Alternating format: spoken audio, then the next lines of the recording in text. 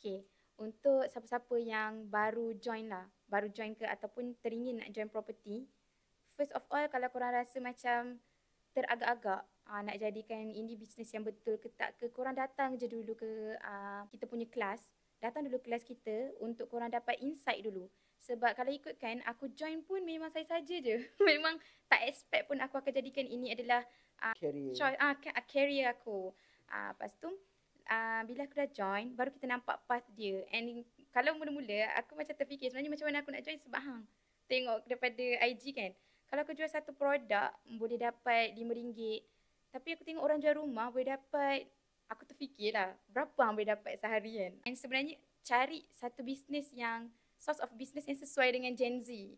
Sebab apa, Gen Z ni kita ada mindset yang sangat kuat. Sangat-sangat kuat. Mindset sangat kuat. And then kalau kata kita tak nak benda tu, kita tak nak. And kalau kata ada satu benda yang boleh bagi kau motivation untuk terus trust forward, kalau aku duit lah. Duit. Sebab bagi aku duit ni macam ada tiket tau dekat dunia ni. Apa tu, apa je kau nak buat, kau perlukan duit. Dia tiket. So, bagi aku motivation terbesar aku memang adalah duit lah. Kalau kita nak tolong keluarga ke apa ke, duit. So, property adalah bisnes kalau lidah aku cakap, lubuk duit.